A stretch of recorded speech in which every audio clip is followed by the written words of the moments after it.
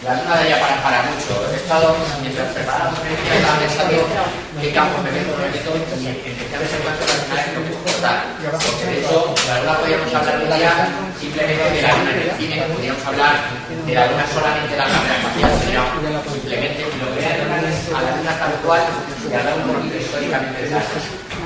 Un poco de mitología. Para conocer la luna, todos sabemos que la luna viene del romano lunae, que a la vez la cogió de la diosa Luna, Selene, que venía de los griegos, era la hermana del dios Sol, de Helios, y que protegía a los niños pequeños, a las mujeres y a la fertilidad de las mujeres. Normalmente venían en triadas.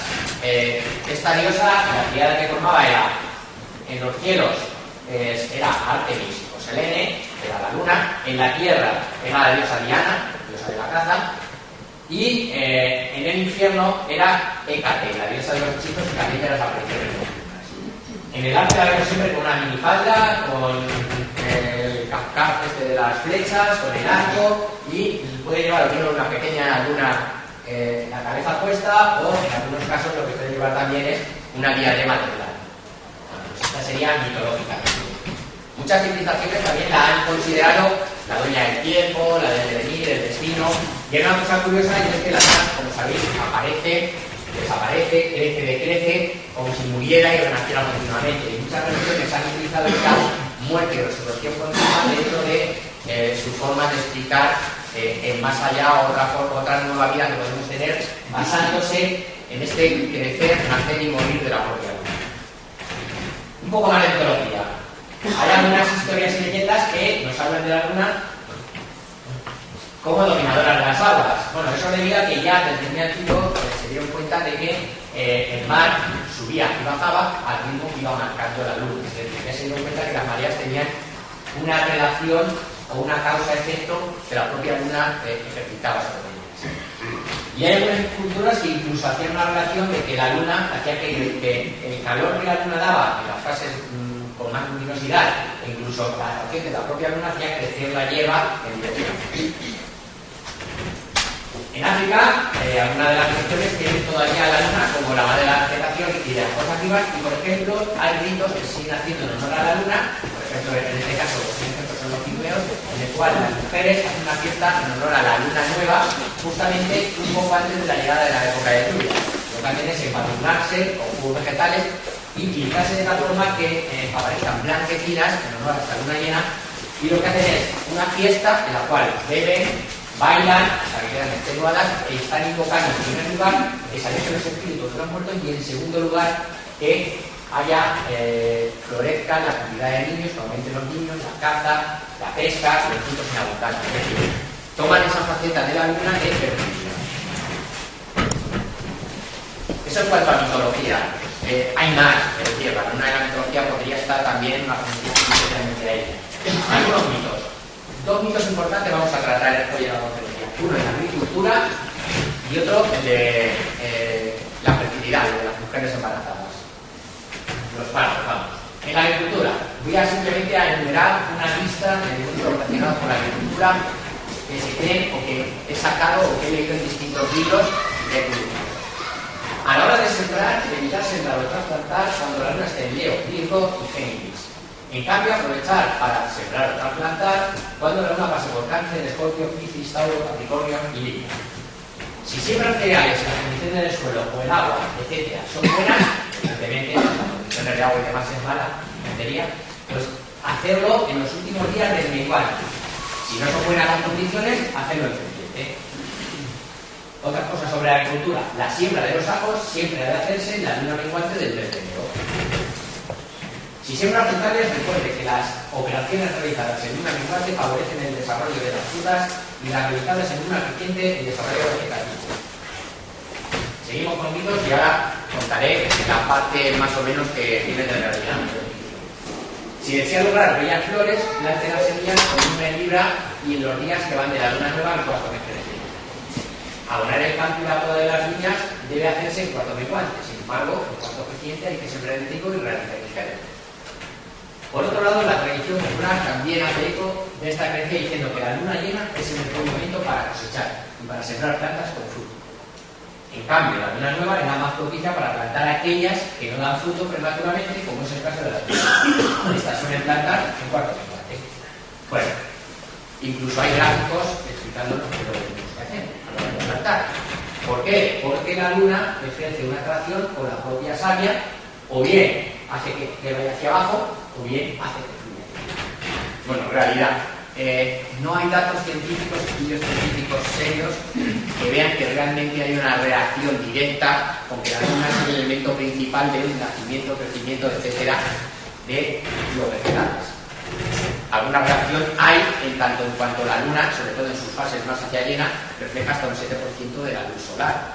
Y sabemos que con esta luz también aumenta un poco la temperatura, por lo cual sería importante para que reactive la savia, que durante el día está más activa, y si sigue habiendo luna, bastante luz, no se ha apagado totalmente. Por eso es importante del injerto hacerlo justamente en fase creciente, porque ahí esa savia sigue rápidamente actuando hacia la luna llena, con lo cual sería más fácil que habría una relación, pero no hay una causa-efecto tan dramática como para que nuestros agricultores sean verdaderos astrónomos. Si vemos la primera que he puesto, tienes que sembrar en Leo, Cáncer y Virgo, no tienes que sembrar en Capricornio, Acuario, ya ni me acuerdo de cuáles. Es decir, en vez de tener agricultores tendríamos astrónomos que sabían incluso más astronomía que muchos de nosotros, ¿no? Con lo cual, y vemos que no. De hecho, si hacemos una encuesta entre la mayoría de los agricultores que conozcamos, a ver si distinguen las distintas constelaciones solo del zodíaco, pues probablemente muchos de ellos no tengan ni idea. ¿Por qué? Porque la siembra en realidad se utilizan cosas importantes actualmente, sobre todo, que son grandes plantaciones, es que esté bien abonada, a la hora de sembrar que tenga una cantidad de agua o que no haya agua en ese momento para que el abono actúe o no actúe. Es decir, son elementos que no dependen tanto del agricultor. ¿Qué podría ver el agricultor y por qué es importante el mito este de la luna? Sí que puede saber dónde está la luna en cada momento. Es decir, yo siembro los ajos cuando está la luna en menguante y yo por lo menos los sembraré en el momento que tenga que sembrarlo. Luego si no salen, ya no es problema mío. O sea, que era básicamente porque es el único elemento que yo puedo controlar, es el dónde está la luna en ese momento. No puedo controlar si va a llover más o menos. No puedo controlar si va a haber un pedrisco. No puedo controlar si va a helar. Con lo cual, esto es más un mito que una realidad y no hay estudios serios que nos puedan demostrar que esto ocurre. Pero bueno, no podemos olvidar de la influencia que tiene la luna gravitatoria y no podemos olvidar, evidentemente, esa tal menos la gravitatoria, la influencia de luminosidad y por tanto de tanto por ciento de temperatura que podría aportar durante la noche también a los elementos que hemos sembrado o cuando queremos cosechar. Y lo de la cosecha con luna llena es porque se podía alargar el horario de la recolecta si hay luna llena, porque todavía el ojo humano se puede adaptar y se puede seguir trabajando incluso de noche. No era una hora. Bueno, ese es el primer mito. El siguiente mito, el de los partos.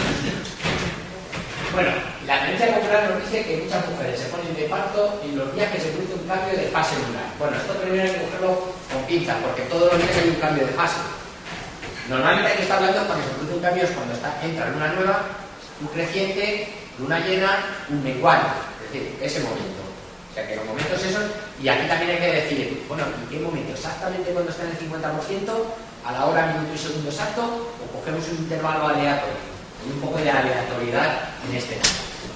Bueno, esta definición es más bien poca. Lo de hacer una toma de datos aleatorios, que es lo que hemos estado haciendo hace un rato aquí, gracias a este hombre, sigue tomándolos, nos daremos cuenta que la fase de la luna pues, va a ser una gráfica que a lo mejor puntualmente y con una muestra tan pequeña de personas puede ser que nos haga un pico en alguno de los datos, pero en general debería salir, no te digo que una línea totalmente plana, pero sí que debería salir una curva sin demasiados puntos. Bueno, y también la creencia lo que nos dice es que afecta a las embarazadas, pues igualmente que afecta más.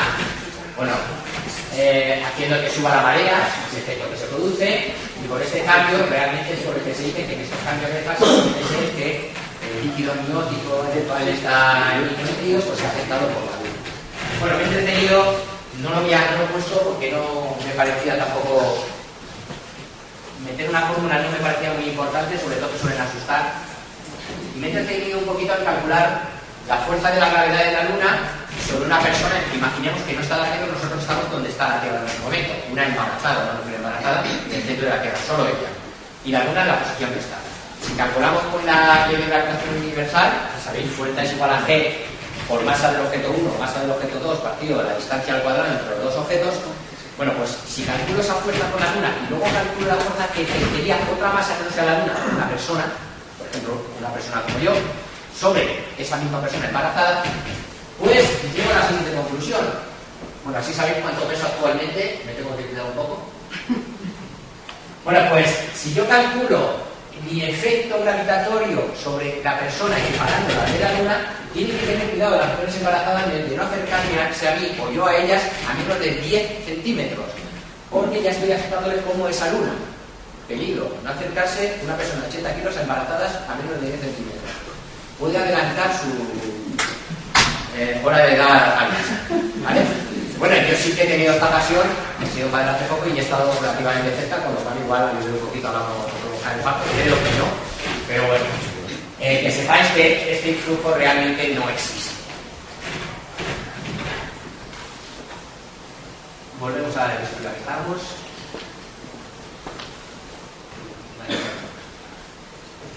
A ver, y ahora voy a meter los datos también. Esto ya lo he puesto. Bueno, aquí hay estudios a este respecto que nos dicen que no hay diferencia en las fases. Y ese estudio, ahora os pondré una gráfica, se ha hecho más minucioso que el que tenemos aquí por los compañeros de la Asociación de León de Astronomía en colaboración con el Hospital de León. Tomaron una muestra de 13.000 nacimientos durante 6 años. Tomaron las fases lunares, como hemos hecho nosotros, por porcentaje de 0 a 0,6. 67%, o sea, cada 6,67% sería una fase lunar, un intervalo de fase lunar, y vemos que una gráfica media nos da esta curva de aquí. Sí que hay pequeños picos, pero no hay preeminencia de que sea justo en la luna llena, que sería aquí, ni que hay preeminencia de que sea en el creciente, sino que hay una línea entre 30 y 40, que sería la media de esos 13.000 nacimientos. ¿Lo veis? Lo que digo, sí que hay algunos pequeños picos, pero en general están entre 30 y 40 nacimientos por día durante 6 años. Lo que nos hace ver es que cualquier fase de la luna puede hacer flexiones en cualquier fase. Voy a meter los datos puestos ahora mismo, ya que los tengo, y así vemos también cómo estamos nosotros aquí, en nuestra gráfica. Lo vemos en un momento. ¿La hoja me la ha dejado, Esteban? Mira, aquí hay un dato importante, ¿eh? Aquí hay muchos. Aquí hay un pico, una nueva, dos. Como veis, una muestra tan pequeña es difícil. 0, 1, 0. Sí, mejor. 1, 0.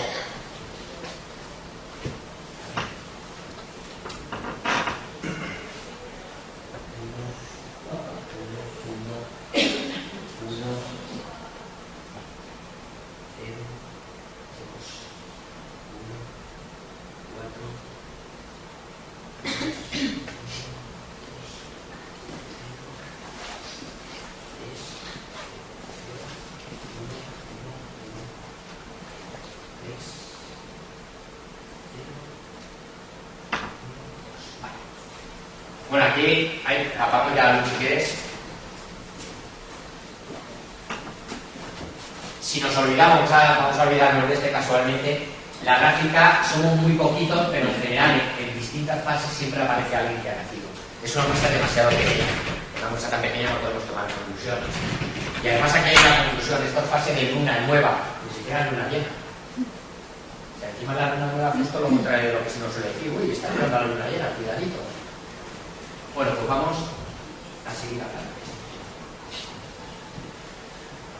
Esta es la gráfica que se hizo y lo que sí que se ha notado es que se ha hecho algún pequeño estudio que no coincide en este caso, que en algunos casos aumentaban los partos, sobre todo hacia jueves, viernes, sábado y domingo había un pico hacia abajo y volvieron a aumentar un mes antes.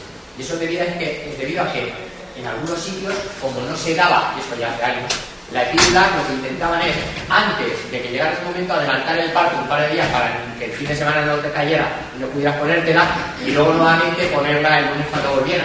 Y que daba luz a medio minutos porque no había más narices, porque le tocaba en ese momento. Pero lo que hacían era intentar adelantarlo. Esto ya hace de bastante tiempo, esto ya no ocurre, habitualmente, se suele dar en casi todos los hospitales, con lo cual ya esa gráfica pues es casi de este estilo.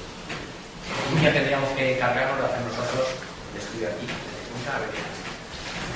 Bueno, y entonces ¿a qué viene esto de la Luna? Pues sí que tuvo en su momento algo que ver, en el momento en que teníamos una sociedad en la cual se iba trasladando, una sociedad cazadora que iba trasladándose de sitio y que no estaba, como nosotros ahora, un poco más desligada de la naturaleza.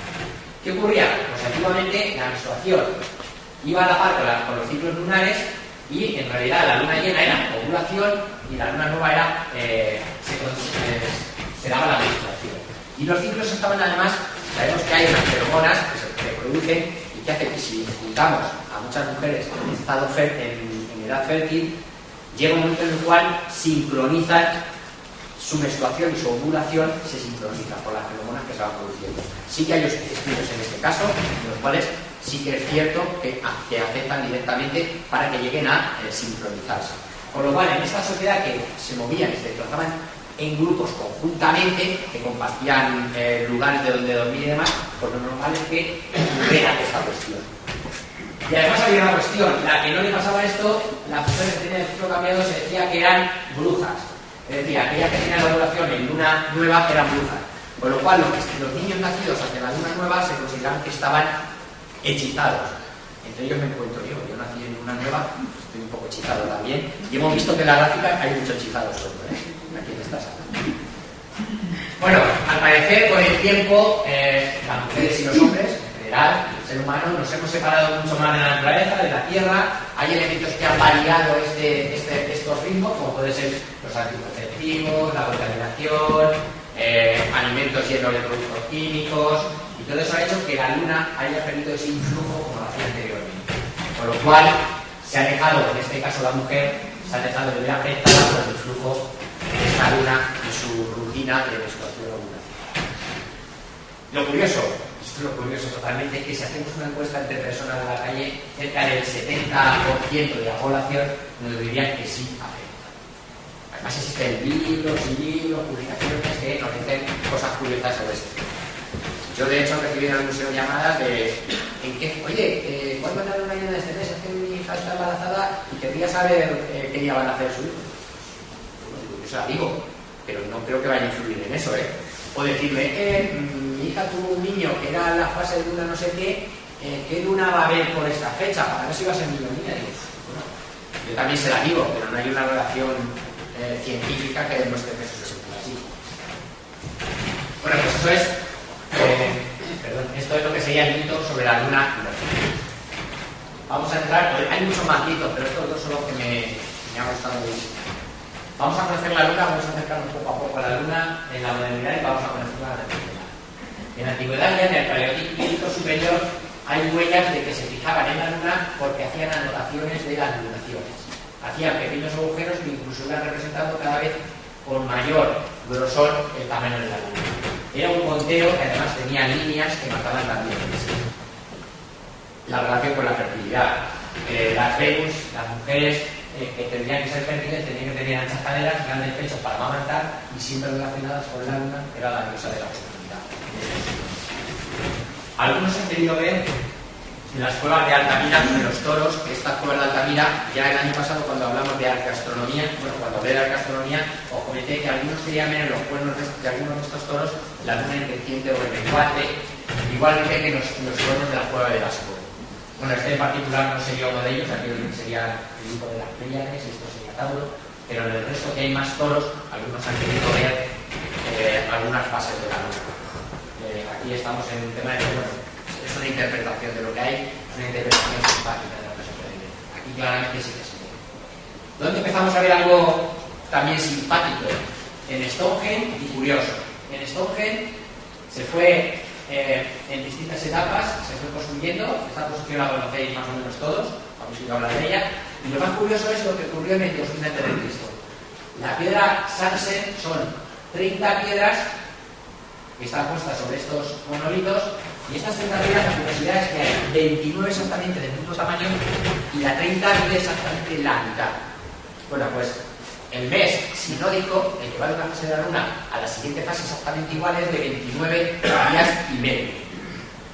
¿Es una casualidad? Probablemente, porque es el único caso que hemos encontrado.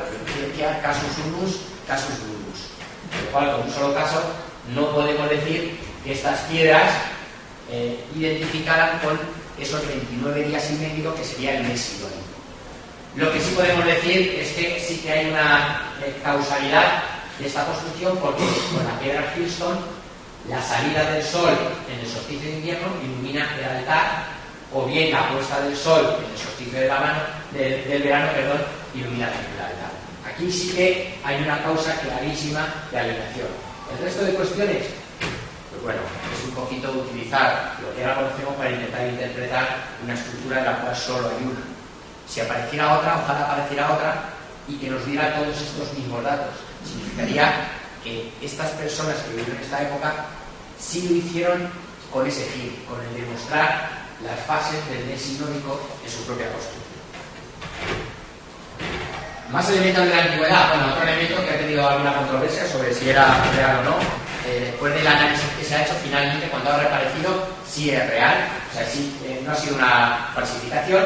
Y es que en Niebla, en esta ciudad alemana, se encontró un disco al final del siglo pasado, apareció, desapareció, y cuando por fin ha vuelto a aparecer, porque cambió de manos en el mercado negro, se ha visto que la antigüedad era de la edad de bronce, y que aquí parece que podemos ver la luna, el cuarto de siete lunar, probablemente el sol, o la luna llena, probablemente las Pléyades, y lo que también podríamos ver es la salida más meridional y más septentrional de nuestro astro, que coincide con los 82 grados y medio que hay en Alemania. También podría ser una casualidad, porque es lo mismo, solo hay un disco de este tipo. Pero bueno, esto parece que no tiene mucho problema de interpretación de que pueda ser una nube de. Una cultura en la cual sí que aparece la luna con claridad es la Babilonia, en la cual podemos ver en los Cthulhus, en este caso particular, esto es un testamento, el testamento del padre hacia sus hijos, y en la primera línea vemos el Sol, Venus y la Luna, que sería esta triada que aparece, aparte de que vemos constelaciones ya conocidas, Escorpio, Leo, la Hidra, Escorpio, la Hidra, sabemos ya constelaciones conocidas. Y aquí está pues un acta testamental de estos Cthulhus, pues que eran elementos a veces simplemente astronómicos y a veces también pues, delegados en este caso. Bueno, hay más ejemplos de la luna en la antigüedad, pero sí, doy más ejemplos no yo. Ciclos cronológicos, relación de la luna y de los ciclos y de otros elementos y los ciclos del día a día. El primer ciclo cronológico que utilizamos es el día y la noche. Para medir el día utilizamos la rotación terrestre. Sabemos que la rotación sobre su eje tiene el día solar medio de 24 horas, aunque si tomamos el Sol como una estrella de referencia y la vuelta de la Tierra hasta exactamente esa misma posición, es un poquito menor, 23 horas y 24 minutos. Se produce un pequeño retraso. Pero como la Tierra también se mueve, pues la vuelta total es de media de 24 horas. El ciclo horario, o sea, los días, viene marcado por la rotación de la Tierra. La semana. La semana viene marcada por 7 días que viene directamente de la división en 4 fases de la fase lunar de la propia luna, de la fase de la luna. Y de hecho, la semana, el primer día de la semana viene identificado con el nombre del astro, que tenemos como satélite, lunes y luna. 7 días, fases de la duración de cada una de las fases de nuestro satélite. El mes lunar lo consideramos para considerar los meses, día, semana, para considerar los meses, utilizamos el que he dicho antes, el de 29 días y medio, que sería el que llamamos el mes sinódico. Con lo cual, hay meses redondeando de 29 o meses redondeando de 30 días. Y aquí aparecen los primeros calendarios. Bueno, perdón, el año solar. El año solar es la órbita de la Tierra alrededor del Sol y utilizamos lo que sería el año trópico, que es la vuelta exactamente de la Tierra a la misma posición de la Tierra. Son 365 días y un cuarto.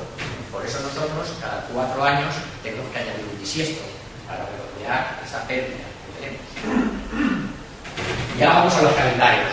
Los babilonios, ya hace 4.000 años, utilizaron un calendario que se basaba solamente en los meses lunares.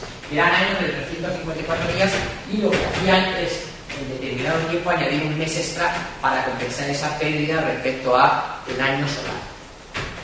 Los egipcios utilizaron, hace 4.000 años también, un calendario más complejo que tenía 12 meses de 30 días y lo que hacían es meter 5 días adicionales para compensar. Aunque tenían calendarios más precisos, utilizaban estrellas en su orto helíaco. El orto helíaco es cuando reaparece la estrella un poquito antes del Sol, una estrella brillante, con lo cual marcaría el inicio. Por ejemplo, Sirio, para ellos fue muy importante, justo cuando reaparecía al amanecer, se iniciaba, era como un inicio nuevamente de ese nuevo año. Aprovechaban la marcación de estrellas.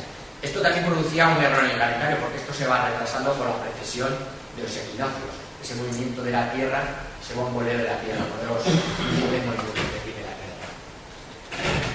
En el 432 a.C., los babilonios descubren lo que se llama el ciclo metónico. Metón descubrió que 19 años trópicos, 19 años de órbitas de la Tierra coinciden exactamente con 255 meses lunares, con lo cual se hace un calendario unisolar muy preciso, que solo varía en siglos unas pocas horas. Con lo cual, el primer calendario muy preciso se hace en Egipto y en Babilonia utilizando este ciclo metódico.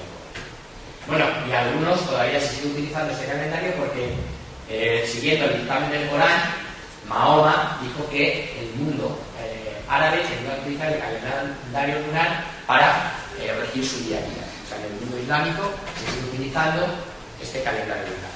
En todos esos lugares donde se utiliza, paralelamente se utiliza el calendario que utilizamos todos, para que haya una concordancia. Si no, sería un poco difícil de entender. Bueno, y hay algunos que tienen su año no coincide con el nuestro. Nosotros estamos en 2014 y, por ejemplo, en la cronología hebrea, el mundo, teniendo en cuenta lo que se describe en el Antiguo Testamento, empezó en el 3761 a.C.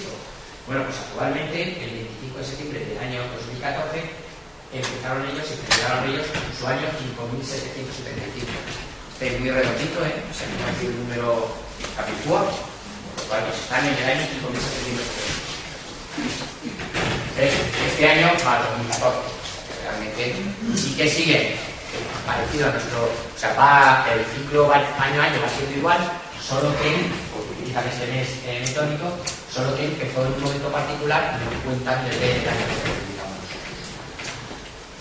Bueno, todo esto ya, vamos a llegar a la luna de la ciencia y a la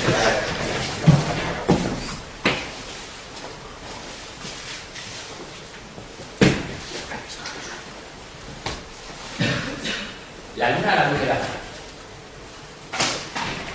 Para hablar de la luna a la luz de la ciencia tenemos que decir en qué momento la luna la podemos considerar que se estudió científicamente. Podemos decir que quien inició a hacer un estudio minucioso de la luna con algún detalle sería Galileo. Y el primer libro sobre la luna, entre comillas científico, sino que dibujó con algunos detalles la superficie lunar, lo hizo el propio Galileo. Fue observacional simplemente.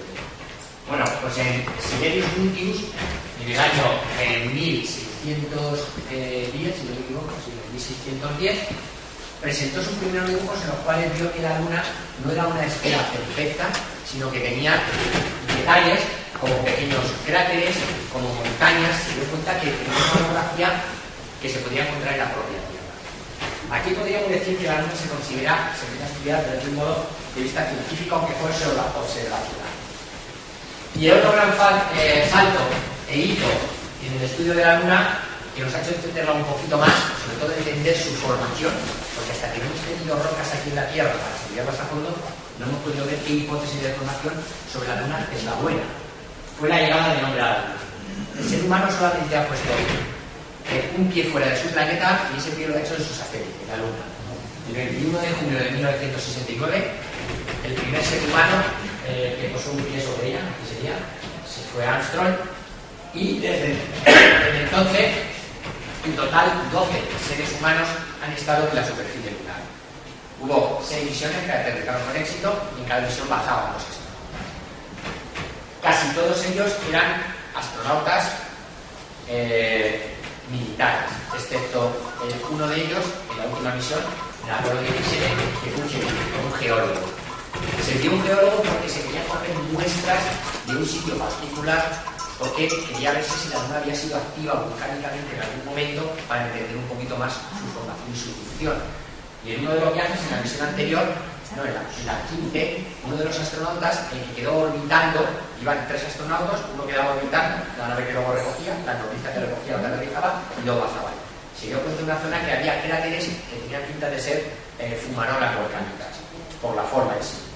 Con lo cual, se envió un geólogo para que recogiera muestras realmente que fueran significativas para su estudio. En este caso fue Smith, fue el único no militar que ha pisado la Luna y fue en el año 72. Desde entonces no se ha vuelto ningún ser humano a la superficie lunar. Sí que hay misiones previstas. Se prevé que probablemente tanto Europa como Estados Unidos tenían previsto volver hacia los años 30, pero parece que hay otro país que tiene más prisa, en este caso es China. China, si mantiene su agenda y su previsión de agenda, su agenda es que en el 2025 quieren llevar ya seres humanos. Ya han llevado allí 3 misiones, Chang'e o Chang'o, que se llaman las misiones, Chang'e, o si hay alguien que hable chino que me lo digan, se escribe Chang'e, Chang'e 1, Chang'e 2, Chang'e 3, 4 y 5.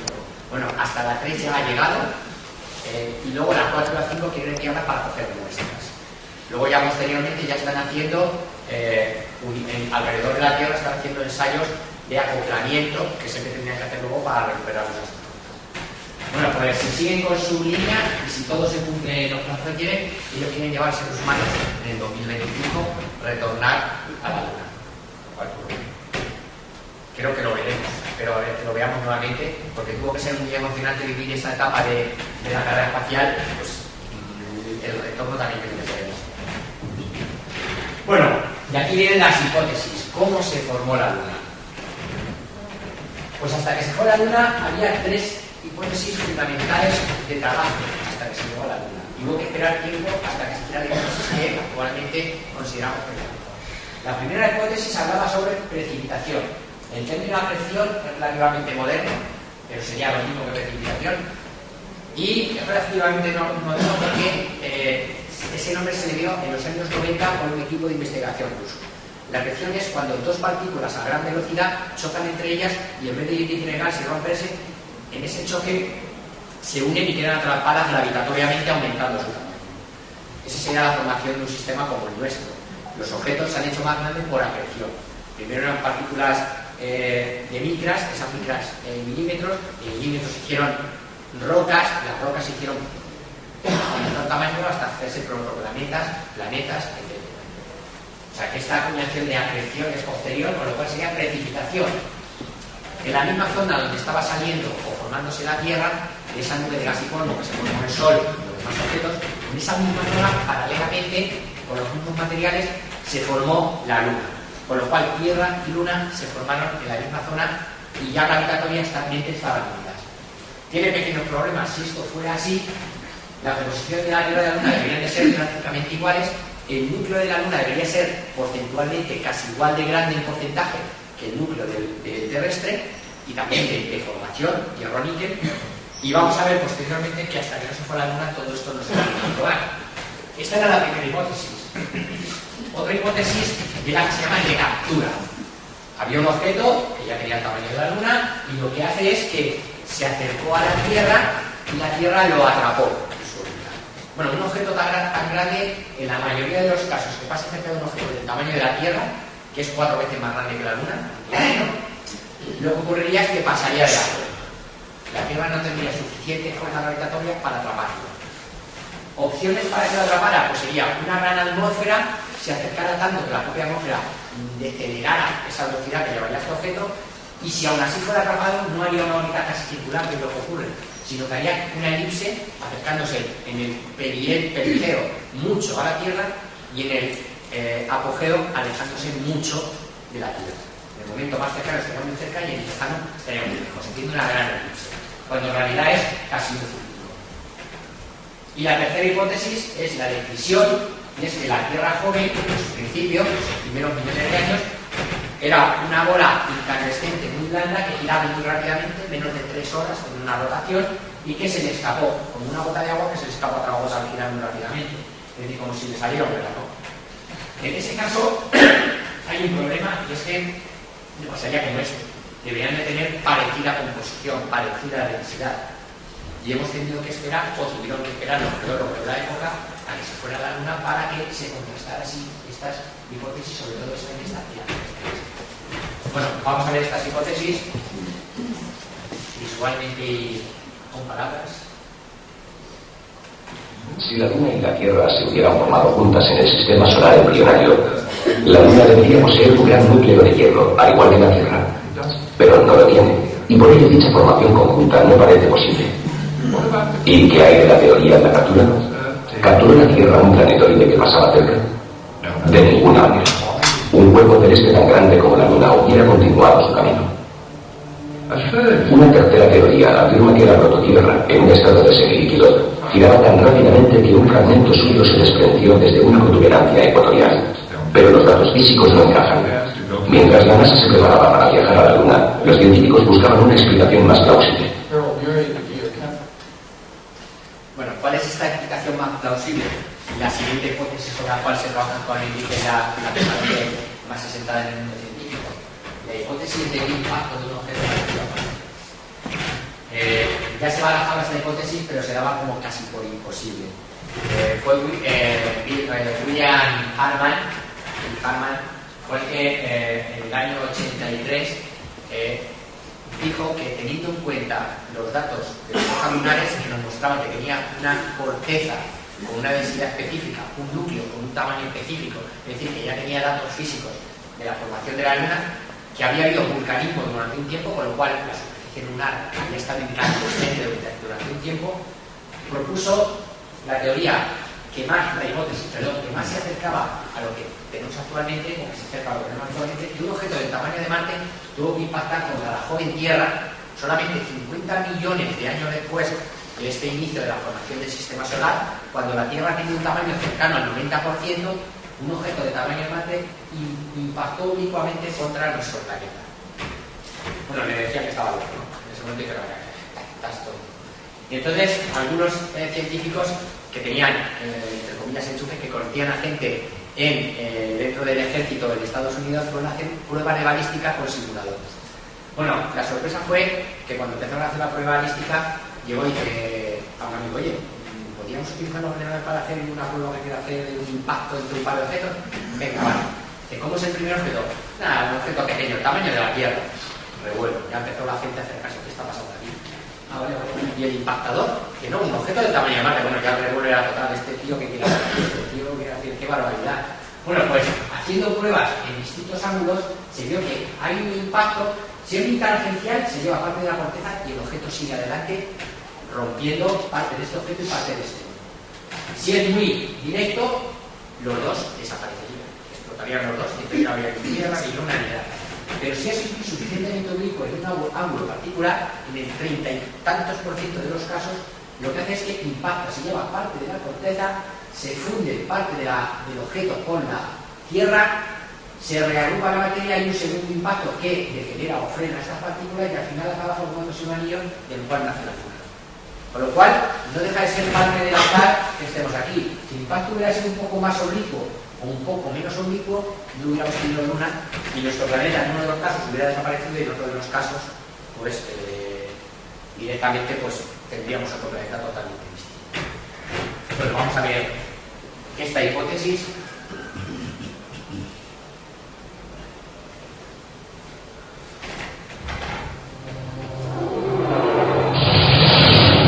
En 1984, Harman, a partir de los datos disponibles, el pequeño núcleo de hierro y las rocas resecas semejantes a las del manto terrestre, tuvo la certeza de que la Luna se había formado a partir del mayor impacto de todos.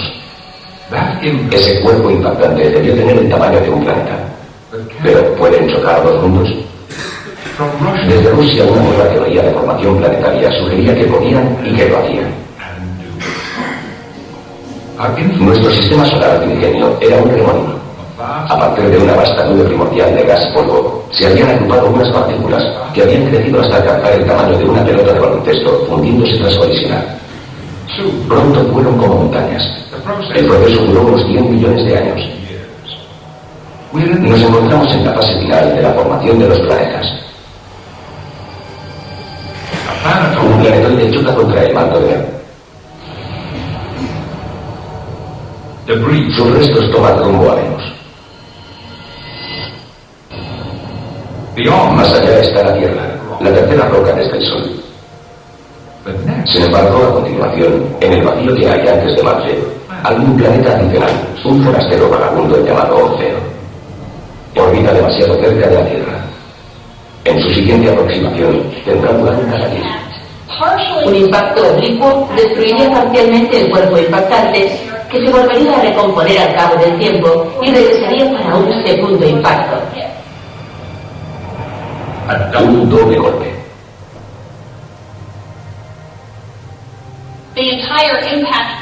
Todo el proceso del impacto debió durar un par de días. Pero nuestro premio fue la Luna.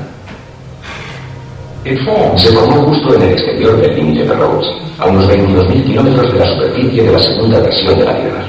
Acumulando materiales expulsados de un disco incandescente de restos, nuestra Luna se consolidó rápidamente en solo un periodo de entre 1 y 100 años. Bueno, importante en este impacto. Las partículas, la Tierra se vuelve entonces un anillo. El límite de Rhodes es importante que esas partículas estaban por encima o fuera de este límite de Rhodes, porque si hubieran quedado justo en el límite por debajo, todo hubiera caído a la Tierra. Si se hubiera formado la Luna muy cercana a este límite de Rhodes, el efecto marea de la Tierra podría haber hubiera hecho ahuevado la Luna, que a largo plazo hubiera hecho explotar con el efecto marea, que hubiera disgregado formando un nuevo anillo. Eso va a pasar, por ejemplo, con Plutón en Neptuno. El Plutón en Neptuno va acercándose cada vez más a este límite de Rhodes y llegará un momento en que explotará por el efecto marea del propio planeta, formando un anillo más grande alrededor de este. Bueno, pues se formó a unos 22.000 kilómetros aproximadamente. Evidentemente estaba muchísimo más cerca que ahora, el tamaño era muchísimo más grande, porque actualmente está del día 384 kilómetros. Con lo cual, algo ha pasado, la Luna se está alejando. Y eso vamos a ver por qué. Bueno, conociendo un poco la Luna como cuerpo celeste, tiene un pequeño campo magnético, eso debido a que tiene que tener un núcleo fundido, y con el núcleo fundido que se va moviendo, va produciendo este pequeño campo magnético. El campo magnético lunar es una milésima del campo magnético terrestre, lo cual es ínfimo. Tiene que tener una zona intermedia semifundida y posteriormente una gran zona solo rocosa, solo impermeable. Curiosidad, el núcleo está desplazado 2 kilómetros hacia la dirección de la Tierra. Esto ha estabilizado la órbita de tal manera que ha sincronizado la rotación de la Luna con la rotación alrededor de la Tierra. Por eso vemos casi siempre, por eso vemos la misma cara. O bueno, o casi la misma cara, porque no vemos siempre la misma cara. Y ahora veremos por qué. Como veis, en la zona más cercana de la Tierra también la corteza es más estrecha. Puede tener de media 65 kilómetros, mientras que la cara oculta tiene 150 kilómetros de espesor. Algunos datos físicos: tiene un diámetro de un cuarto desde la Tierra, 476 kilómetros. Su masa, 81 veces menos de masa que la Tierra.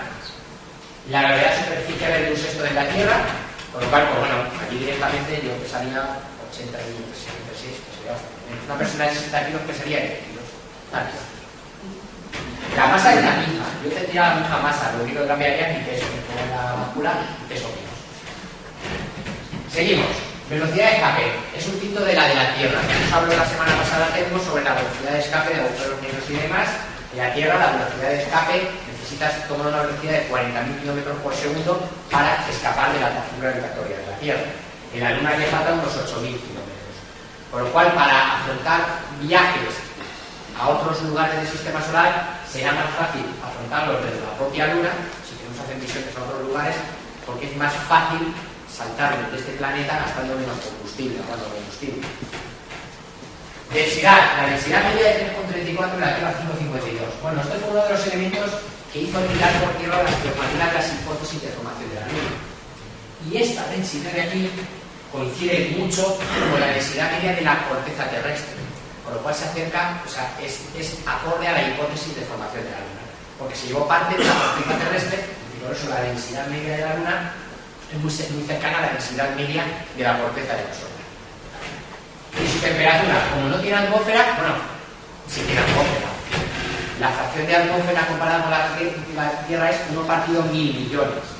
Vamos, ya, se puede decir, es una minúsculo, o sea, la atmósfera que tiene es ridícula. Y esto hace que las temperaturas sean muy extremas, donde es de día, donde está dando el sol ahí 25 grados, y en la noche la sombra 165 bajo. Bueno, conocimiento de la Luna morfológicamente. La Luna tiene algunos elementos morfológicos, topográficos relevantes, que son zonas oscuras, que llamamos mare, de latín mar, María. Daba la sensación de que eran mares vistos desde el telescopio, que sabemos que es un objeto totalmente árido, sin apenas agua, y sobre todo agua visible aquí, sino que está cristalizada, y en algunos cráteres donde no da nunca la luz del sol y demás. Y que son estas formaciones oscuras. Estas formaciones se produjeron cuando la todavía luna joven, todavía en parte tenía debajo de la corteza, todavía tenía algo de magma que no se había enfriado totalmente, recibió impactos, y de esos impactos ese magma que fluyó se extendió y se solidificó de una forma más o menos uniforme. El magma tiene un color más oscuro, si lo habéis visto cuando hay vulcanismo en esa corteza que se queda más oscuro, por esa tonalidad más oscura. Son las zonas jóvenes de la Luna. Estas zonas que tienen más impactos y más brillantes son zonas más viejas. Estas zonas se vinieron a terminar de formar hace 2.500 millones de años y empezaron a formarse hace unos 3.800 millones de años. Las otras zonas en contraposición o en oposición al mar serían la Tierra. Terrae, de latín terra, que es tierra. Los continentes.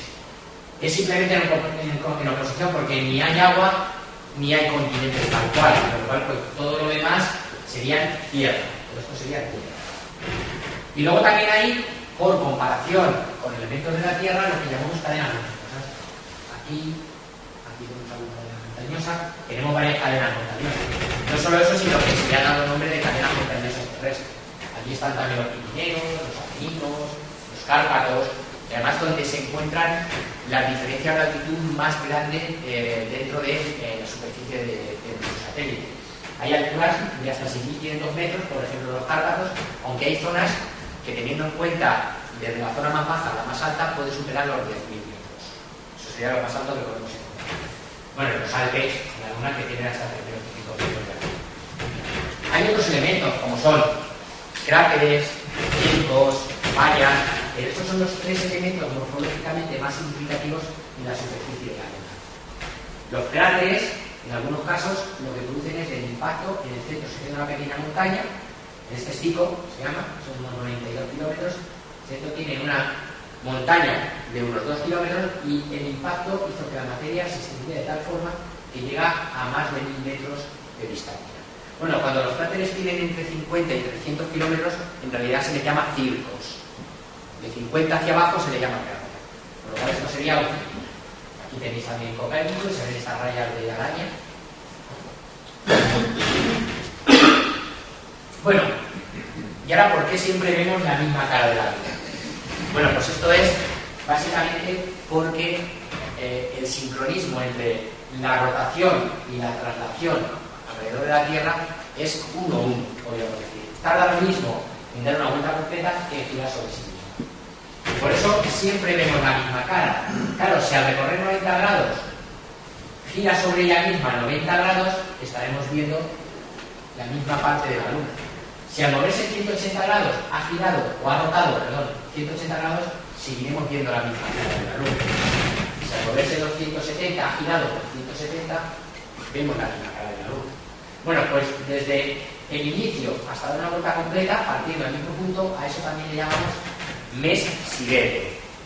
7 días, 7 horas, 43 minutos. Y si no notara la Luna, ¿veríamos siempre la misma cara? Pues no. Aquí, si no notara, cuando pasa 90 grados sigue mirando para allá, pero desde la Tierra hay un trocito que ya dejamos de ver y aparece un nuevo trozo que antes no veíamos.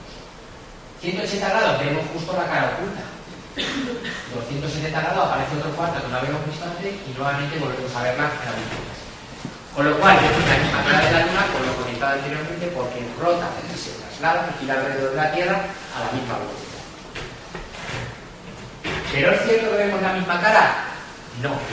Vemos el 40% de la Luna, lo vemos siempre. Hay un 20% extra que lo vemos en distintos momentos. Es decir, llegamos a ver hasta un 60% de la Luna. Y hay un 40% que no vemos nunca, la cara oculta. ¿A qué se debe eso? A un movimiento de la Luna que se llama libración. en longitud y luego libración en latitud. La libración es que como la órbita de la Luna es elíptica, es parcialmente elíptica, bueno, es elíptica en realidad, por la segunda ley de Kepler sabemos que tiene que haber áreas iguales en tiempos iguales, por lo cual va más rápido cuando está cerca de la Tierra y va más lenta cuando está lejos. Por lo cual, en ese movimiento de aceleración llegamos a ver parte este y parte oeste que no podríamos ver de otra manera. Hasta 6 grados más de superficie podemos ver en ambos casos. O sea, con eso podemos ver un poquito más de la parte este y de la parte oeste. Eso se llama libración en longitud. Pero eso también nos pasa con el norte y con el sur. Y eso es debido a que, primero, la Luna no se mueve en el mismo plano que la Tierra y el Sol, está inclinado unos 5 grados, un poquito más, 5,1, y aparte su eje está inclinado casi 7 grados respecto del eje de este plano que contiene a la Tierra y al Sol. Eso hace que en algunos momentos de la Tierra podamos ver parte del sur que no podríamos ver de otra manera, y en otros momentos podemos ver parte del norte que no podríamos ver de otra manera. Otro 6% más o menos podemos ver. Con lo cual, en total, sumando todo esto, más o menos el porcentaje total, veremos un 20% de Luna más. De ese 50 hipotético, vemos realmente un 60%. Bueno, vamos a ver en unas fotografías como, por ejemplo, aquí tenemos un cráter que luego vemos cómo se ha desplazado hasta aquí, la zona norte. En la zona este podemos ver el mar de la crisis y ver cómo se ha desplazado y aparecer un mar que de otra manera no podemos ver, que es el mar crisis, o el mar crisis. Con lo cual, como veis, estamos viendo un poquito de la Luna este-oeste, un poquito norte, con la libración. Bueno, aquí lo vais a ver más claramente cómo aparecen zonas del hemisferio sur, que no podríamos ver, zonas de norte, este y oeste. Por lo cual, ¿vemos la misma cara de la Luna? Bueno, no el 50%, vemos hasta casi un 60%. Fases de la Luna, ¿por qué se producen? Bueno, las fases de la Luna es debido a la posición Sol-Tierra-Luna y a la iluminación del Sol sobre nuestro astro respecto de su posición respecto de la Tierra. Aquí tenemos el Sol en esta dirección. Cuando la Luna se encuentra al otro lado respecto de la Tierra y del Sol, tendremos luna llena. Según se va moviendo menguante, cada vez vemos iluminada, aunque la Luna siempre está iluminada al 50%, la cara está mirando al Sol, desde la Tierra vemos un trocito oscuro y un trocito claro. Cuando la Luna está situada entre la Tierra y el Sol, solo vemos la zona oscura, no vemos la zona iluminada, luego va creciendo y nuevamente luna llena. A este periodo orbital, a este periodo de fases lunares, de una fase hasta la siguiente, se llama mes sinódico y tiene 29 días en medio. ¿Y por qué diferencia entre el mes sinódico y el mes siderio? Bueno, esto es la fase nuevamente. Esto también es el mismo movimiento de antes, pero ya con fases. Es un montaje de fotogramas, de fotografías de la Luna en todas las fases, y se puede ver tanto las fases lunares como la libración. Bueno, pues vamos a ver esa diferencia entre el mes siderio y el mes sinódico. El mes siderio es la Tierra, o sea, la Tierra y la Luna, y que vuelva la Luna a la misma posición respecto a un objeto o respecto a una posición en esta unidad. Eso se llama mes siderio. ¿Y cuándo ocurre eso? Pasados 27,3 días. ¿Pero qué ha ocurrido en ese tiempo? Porque no hemos vuelto a la misma fase. Para volver a la misma fase, la Luna tendría que estar aquí. ¿Qué ha ocurrido? Que la Tierra se desplaza. Y como la Luna está arrastrada también por la Tierra en su gravedad, pasado un poquito, unos días más, se produce la nueva alineación Sol-Tierra-Luna para tener una llena. Por lo cual, mes siderio es volver a la misma posición, eso se produce en 27 días. Mes sinódico es volver a la misma fase. Esa es la diferencia, por lo cual uno de 27 y otro de 29 días. Porque mientras tanto, la Tierra se ha desplazado unos 30 grados aproximadamente. Y la Luna, pues esos 30 grados necesita un par de días más para recorrer. Otro elemento importante de Sol, Tierra, Luna son los eclipses. Para que se produzcan eclipses, tiene que estar la Luna en fase de nueva o la Luna en fase de llena. Bueno, la Luna, el eclipse lo produce el que un objeto tape a otro, y es lo que nosotros percibimos realmente es la sombra del objeto que está tapando la luz del otro objeto. Cuando tenemos luna nueva, lo que ocurre es que la Luna tapa la luz del Sol y produce, al ser más pequeña, su cono de luz sobre la Tierra es más pequeño y solo se puede ver unos pocos de miles, en longitud de miles de kilómetros, y en anchura unos pocos cientos de kilómetros. Por eso hay que desplazarse a las zonas específicas. Cuando es un eclipse de luna, se verá en todos los sitios en los cuales es de noche que se ve la luna. Bueno, ¿y por qué si es en fase de luna nueva y luna llena no hay eclipses todos los meses? Pues porque el plano que contiene a la Tierra y la Luna respecto del plano de Tierra-Sol está inclinado 5 grados 8 minutos. Con lo cual, en la mayoría de los casos, la sombra pasa por encima, pasa por debajo, o pasa por encima de la Luna, o pasa por debajo de la Luna. Con lo cual, no entran en este cono de sombra ni la Luna ni la Tierra. Con lo cual, no hay eclipse. Cuando sí que están alineados y la sombra de estos conos se proyecta sobre el astro Tierra o sobre el astro Luna, se produciría eclipse. Y eso solamente ocurre cuando la línea de intersección entre los dos planos, en este caso estos dos planos se le llama línea de nodos, está totalmente alineada, se producen estos eclipses. Ocurre aproximadamente cada 5 meses y 20 días. Y de medio unos eclipses. Bueno, pues esto es por qué no hay eclipses todos los meses. Vamos a ver qué son los eclipses de luna. Para que haya un eclipse de luna, la luna tiene que estar en fase de llena y tiene que ponerse por el cono de sombra de la Tierra. Cuando esto ocurre, vemos como poco a poco la sombra de la Tierra entra y cuando llegamos al máximo, en vez de desaparecer la luna se pone roja. No un rojo, esto es fotográfico. Visualmente vemos un rojo pálido. Que este rojo sea más pálido, más brillante, depende de la calidad de la atmósfera, de suciedad de la atmósfera o no. Si ha habido mucho vulcanismo y hay mucho contaminante de aire en ese momento, será un rojizo más apagado y si no será un rojo más vivo. Eso debido a que la luz del sol sigue atravesando la atmósfera y por el efecto de la difracción, la longitud de onda del rojo intercepta la superficie de la luna y da esta tonalidad. O sea, directamente porque tenemos la atmósfera.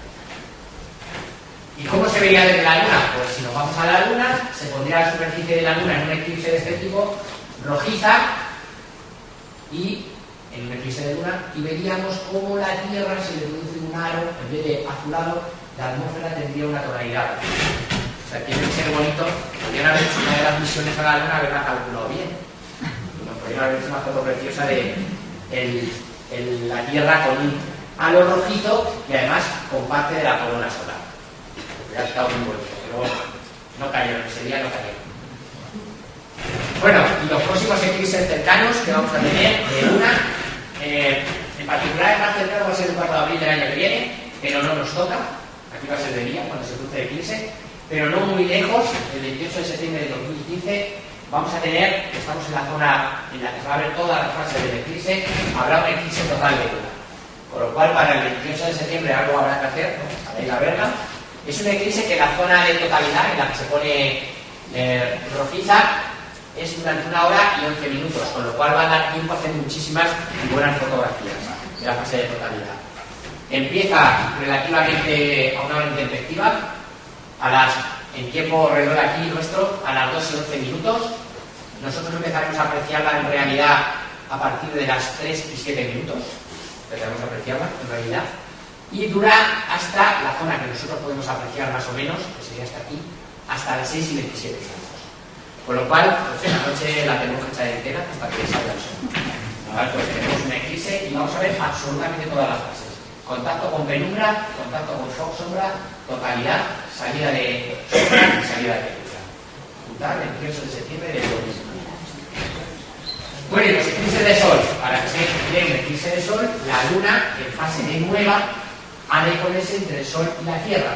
Y solo se puede ver en esa pequeña franja en la cual se proyecta la sombra de la luna. Hay distintos tipos de eclipse que podemos ver. Anular, hemos visto que la órbita de la luna es una elipse, con lo cual cuando está más cerca su tamaño angular es más grande, cuando está más lejos su tamaño angular es más pequeño.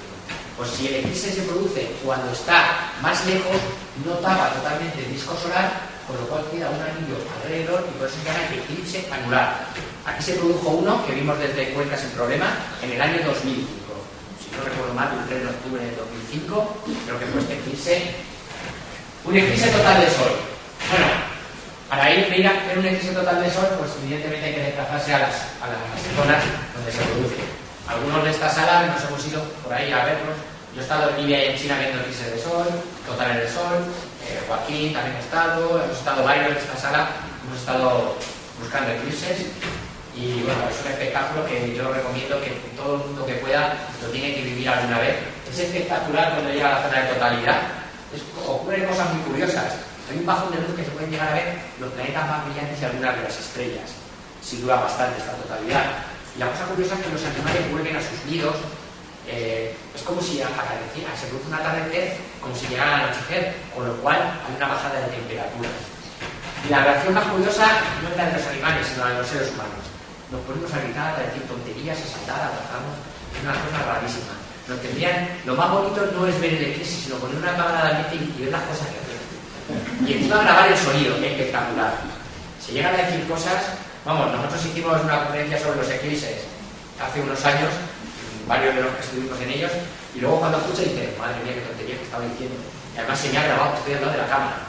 Pues eso, que tener cuidado con las cámaras de ambiente de los eclipses, que pueden ser muy divertidas. Bueno, y en las zonas donde no está la totalidad, o del anular, o del total, se podría ver el eclipse parcial. No en todo el globo, pero sí en la parte en que esté tocando la pregunta. Bueno, ¿y cuándo va a haber aquí eclipses de sol cerca o pronto? El más cercano que tenemos es el día 20 de marzo de 2015. Aquí es un poco lejos. Aquí se más allá del círculo polar ártico, o una pequeña isla que hay aquí, que no sé yo si quedarán billetes, porque está difícil la cosa. Creo que la última vez que vi estaban los billetes cerca de 9.000 euros o algo así, para pasar una semana. La parte bonita es que veías el eclipse aquí, con un poco de suerte veías alguna aurora. Estamos en época, en esa zona, estamos con posibilidades de auroras, pero bueno, no todo se puede. Hubiera sido espectacular. Ya, yo creo que en este momento no sé si era fácil conseguir billetes para eso, pero bueno. Pero sí que nosotros vamos a ver parte del eclipse, vamos a ver un eclipse parcial. Ese 20 de marzo, desde España, se verá como parcial. ¿Y cuándo tenemos que esperar para ver un total en España? Bueno, pues la agenda nos lo pinta largo, hasta el 12 de agosto de 2026 no vais a ver un eclipse total desde España. Con lo cual, si queréis verlo, viajad, si queréis verlo antes. Y se va a ver en la zona norte de España. Con lo cual, pues, podemos ir a tomar a Galicia un pulpo y disfrutar de un eclipse en 2026, lo vamos todos juntos. ¿Cómo va a ser ese eclipse, este en particular? Vamos a ver este en particular. ¿Cómo va a ser el del día 20 de marzo desde aquí? Estoy yendo de tiempo, No voy a dejar preguntas a este paso. Vale.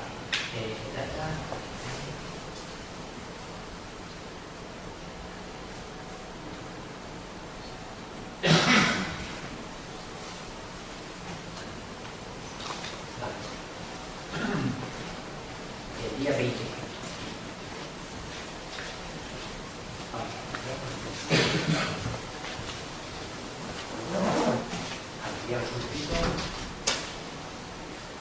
Y vamos a simular un poquito cómo va a ser ese eclipse desde aquí,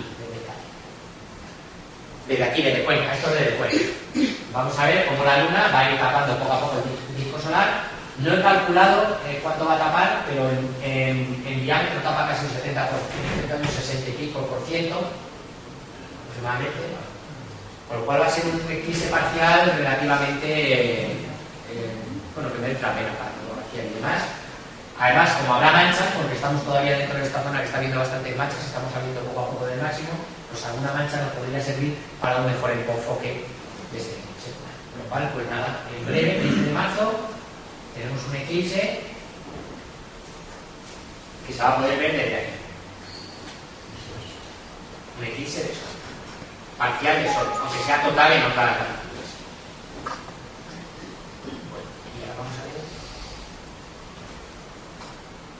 Bueno, periodicidad de los eclipses. Bueno, hay más eclipses de sol que de luna. Eso es debido a que, como la órbita de la luna hemos dicho que está un poco por encima y por debajo, en muchos de los casos, como el cono de luz es más pequeño, en muchos de los casos, perdón, el de luna, en muchos de los casos la luna pasa por encima de ese cono de sombra de la Tierra. Se va estrechando y no toca. Mientras que el de sol, casi siempre que se produce, toca en una parte de la Tierra, cuando está en esa zona de órbita. Por eso suele haber más eclipses de sol que de luna. Por cada 2 de luna hay 3 de sol. Y de luna, aquí ha habido un eclipse de sol pero luego de luna no ha habido porque ha pasado por encima del cono de sombra de la Tierra. Y eso ocurre en muchos casos, ya os digo. En 2 de cada 3 se producen 3 de Sol y solo se producen 2 de Luna. La periodicidad es mayor en los eclipses de Sol que en los de Luna, debido a esta inclinación del plano orbital. Utilidades de los eclipses. Bueno, esta ya es una de las utilidades que hay. Es los griegos, ya en el siglo VI a.C., advirtieron que la sombra de la Tierra era una curva, con lo cual la Tierra era esférica. O sea, eso de que con lo de Colón, que lo del huevo que la Tierra es redonda, eso ya se sabía. O sea, no hizo falta esperar a Colón y la tontería del huevo. Eso también es un mito, lo del huevo de Colón. Ya sabían que la Tierra era esférica. En el siglo VI advirtió de que tenía que ser una circular. En particular, Aristarco de Samos, en el siglo III a.C., hizo un cálculo de la proporción entre Sol, Tierra, Luna, teniendo en cuenta un eclipse de Luna, esa curvatura. Y, claro, aunque erróneamente lo calculó, se dio cuenta de que para él la Tierra era el doble que la Luna, el Sol 19 veces más que la Luna, por lo tanto, el Sol 10 veces más grande que la Tierra. Y además también dijo, que era una de las hipótesis que él utilizó para defender el sistema en el cual el Sol era el centro del universo, de aquel universo. Dice, ¿cómo va a girar el Sol alrededor de la Tierra si el Sol es más grande que la Tierra? Lo lógico es que orbite el objeto más pequeño alrededor del grande. Lo que pasa es que no le sirvió de nada, porque luego entre Platón y Aristóteles asentaron más cátedra y dijeron que la Tierra estaba en el centro, utilizando la lógica, aunque él intentó utilizar la razón en este caso. Bueno, aquí se equivocó bastante. El Sol no es solo 10 veces más grande que la Tierra, es cerca en masa, es más de 1.300.000 veces la Tierra, por lo cual el error fue un poquito mayúsculo, pero sobre todo porque tampoco tenía conocimiento de un dato, el tamaño de uno de los objetos. Aunque hubiera salido el tamaño de la Tierra, le valdría. Y eso sí que lo supo Hiparco de Nicea. En el siglo II a.C. él se dio cuenta que cuando estaba en Siene, en el solsticio, no había proyección de sombra en el palo, y se dio cuenta que en Alejandría sí lo había. Pues calculando esta distancia y calculando el ángulo que había, y realmente con esta distancia y el ángulo que había en el palo, la sombra que se producía por trigonometría básica, pudo calcular que entre la Tierra y la Luna había 29 diámetros terrestres, hay de 20 a 30, no se equivocó mucho, y calculó con un error inferior a 300 kilómetros el radio terrestre. Ya con ese dato sí que pudo calcular la distancia Sol-Tierra, Tierra-Luna. Les hacía falta un dato, él lo consiguió, ya en el siglo II a.C. Bueno, otro efecto de la Luna sobre nosotros es las mareas. Sabemos que en la atracción de la Luna hay un líquido sobre la superficie terrestre, los océanos en general, 70% aproximadamente, 75% son océanos, y ese líquido puede ser atraído, y bueno, no tan exageradamente, evidentemente, esto para exagerar un poco, atraído por la gravedad. En este caso, produce 4 mareas al día, 2 mareas altas, 2 mareas bajas. Y particularmente, estas mareas pueden ser vivas o muertas dependiendo de la alineación Sol-Tierra-Luna. Si la Luna y el Sol están en la misma línea, bien en fase de llena o bien en fase de prueba, se suma en la ecuación gravitatoria de ambas, y el efecto de mareas hace que las mareas sean mucho más altas, llegando a ser en algunos casos hasta más de 2 metros de altura, lo que varía la marea alta de la marea baja. Y en caso de estar perpendiculares, en fase de cuarto menguante o creciente de la Luna respecto del Sol, se llamarían mareas muertas, que son las mareas más bajas que la Luna. Bueno, y esto se debe, pues eso, porque va orbitando la Luna alrededor de la Tierra, pero la Tierra alrededor del Sol, y se van produciendo estas alineaciones, estas mareas. La Luna tiene un efecto evidente, eso ya se vio antiguamente. ¿Y esto qué efecto tiene también sobre la Tierra? Bueno, pues consecuencias. Estas mareas, cuando suben, chocan contra el continente, contra las masas continentales, y este choque decelera, frena el movimiento de la Tierra. Esta deceleración hace que el día vaya aumentando a una media de 17 microsegundos por año. Ya veremos estos datos, cómo los han con esta previsión. Y además también la Luna se aleja. Según la Tierra se frena, la Luna acelera su movimiento, y al acelerar su movimiento se aleja para mantenerse en una órbita estática. Con lo cual, por ejemplo, hace 350 millones de años el día duraba 21 horas y la Luna estaba a 15.000 kilómetros más cerca de nosotros. con lo cual se ha ido alejando. De hecho, cuando se formó, hemos dicho que se formó a 22.000 kilómetros, está a 384.000 kilómetros, se ha alejado. Bueno, pues la Luna se aleja 38 kilómetros al año y vamos a ver cómo tenemos esa precisión en el cálculo.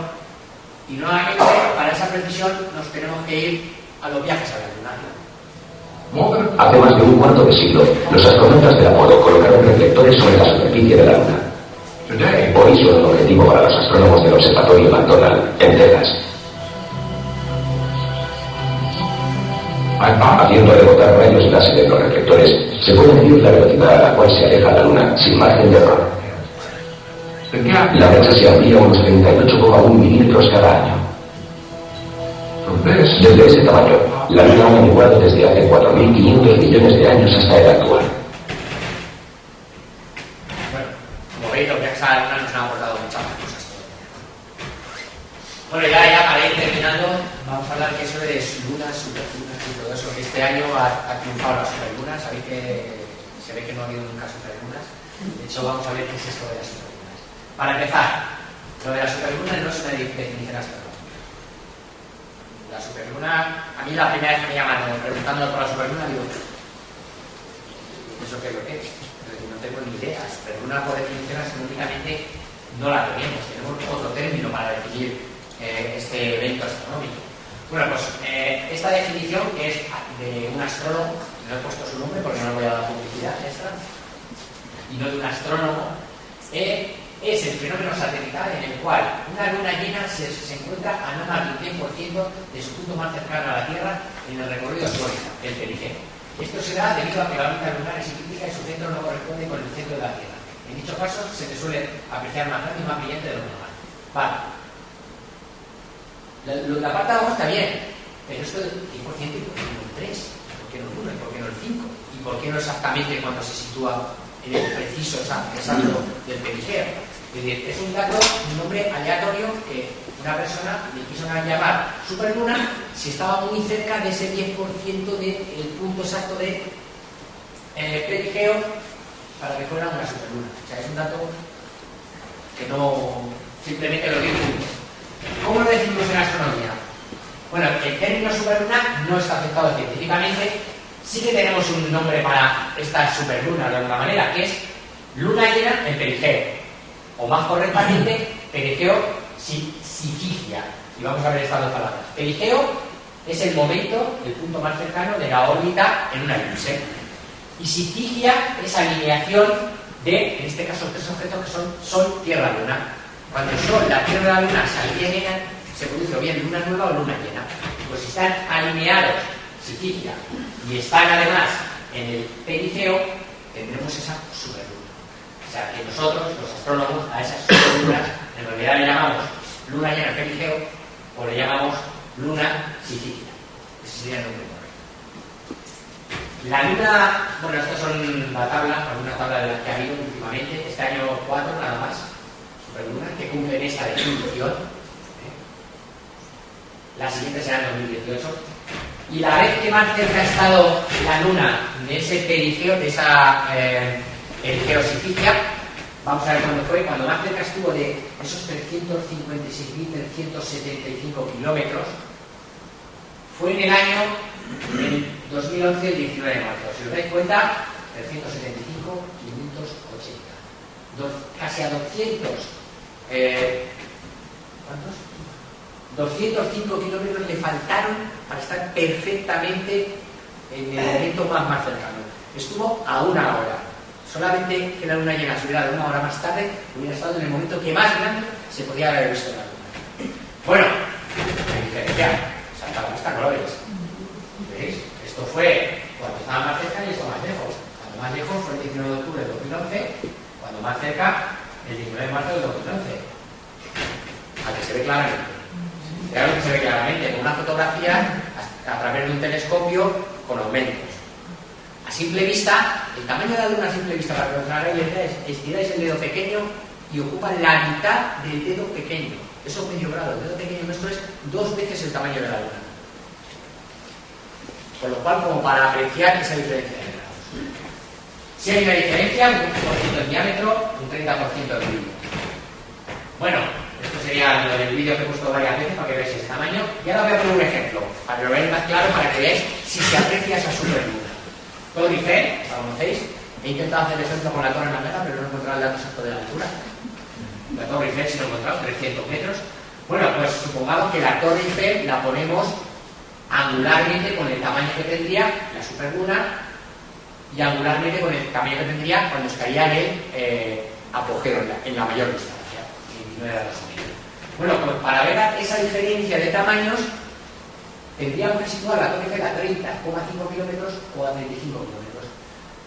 Si ponéis la Torre Eiffel un objeto de 300 metros de altura a esa distancia, ¿sería capaz de apreciar una diferencia de 40 metros en su altura? Bueno, primero, casi no la veíais, y luego para apreciar ese 13% de diferencia.